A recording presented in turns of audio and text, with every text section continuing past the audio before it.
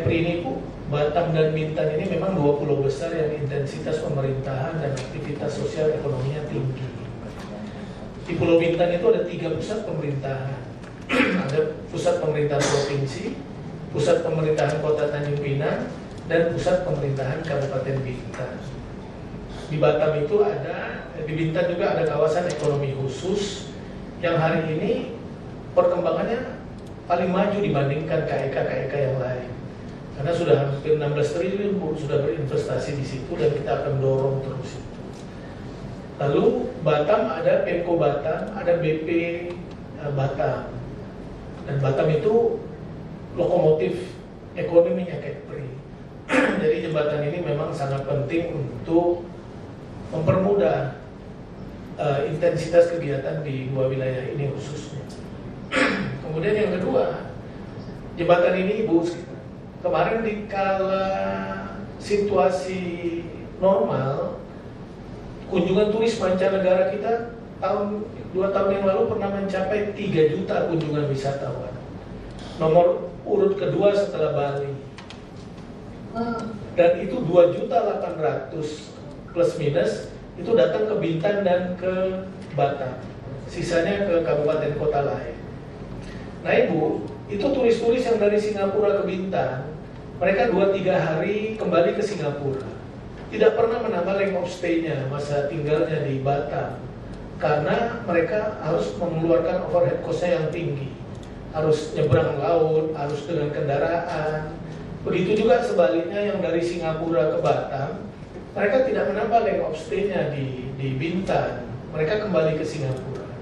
Kalau jembatan ini nanti terwujud, saya kira sebagian besar mereka pasti menambah length of stay-nya karena aksesibilitas Bintan Batam itu lebih lancar dan lebih mudah serta murah.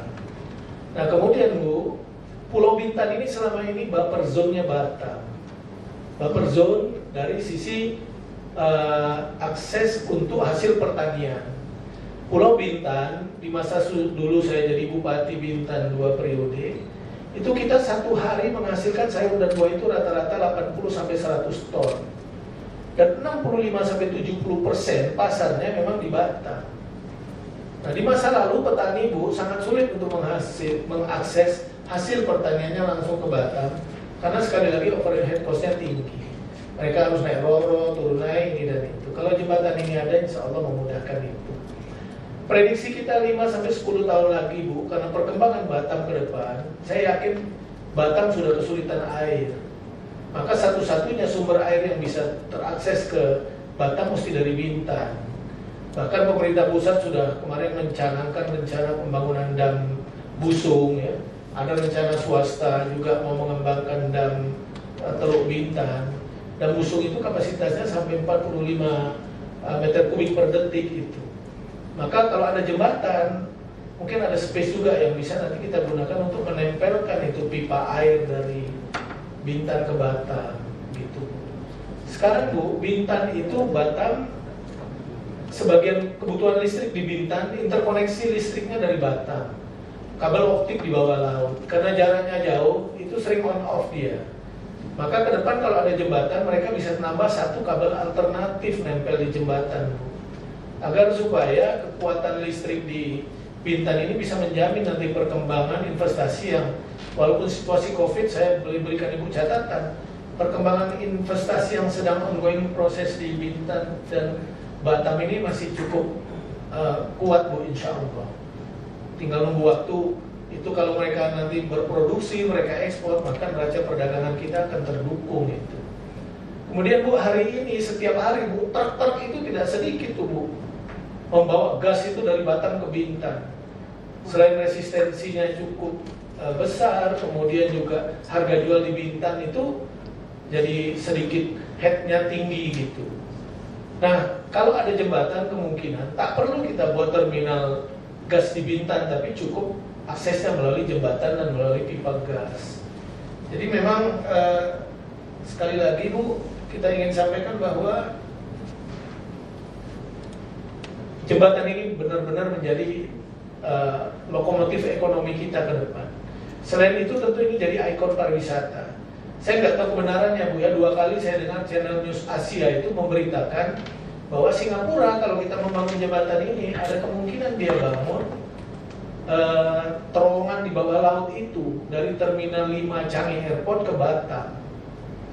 Mereka mungkin tak bangun jembatan mengantisipasi jangan kendaraan-kendaraan kita mungkin masuk Singapura. Mereka mungkin pakai train itu. Nah itu mungkin saja gitu ya. Maka itu mesti kita dorong. Yang tidak kalah pentingnya terakhir Ibu Direktur, Provinsi Kepri ini menyumbang suara kemenangan Pak Jokowi Pak, salah satu provinsi. Itu juga karena jembatan yang Pak Jokowi sampaikan di Batam secara terbuka. Jadi hari ini masyarakat tuh selalu nanya sama kita kapan. Nah insya Allah terima kasih Bu. Nah untuk concern ini Bu, saya sangat concern.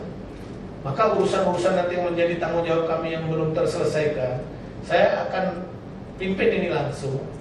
Intinya, kalau memang timeline kita itu akhir 2021 ini start, saya akan beresin urusan-urusan di bawah yang belum. AMDAL kan ini sedang proses lelang, November selesai. Pembebasan lahan sebagian. Nanti saya akan turun langsung Bu, bahas itu, dan di perubahan itu menjadi prioritas kita pertama untuk membayar itu. Pokoknya urusan pembebasan lahan, urusan AMDAL nanti kita beresin.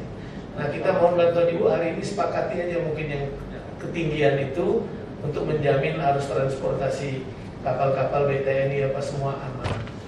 Saya kira mungkin itu Bu, tambahan-tambahan referensi kalau nanti Ibu ketemu Pak Menteri atau Pak Dirjen bisa sampaikan bahwa ini luar biasa. Jadi ikon pariwisata Indonesia yang sangat hebat karena ini jembatan terpanjang dan disiarkan terus di Singapura. Indonesian will be build the longest bridge in Indonesia in Bintan to Batam katanya.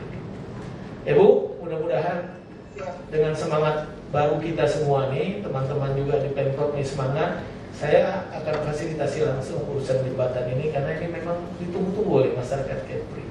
Terima kasih Bu Direktur dan teman-teman yang lain peserta rapat. Sementara itu saja dulu.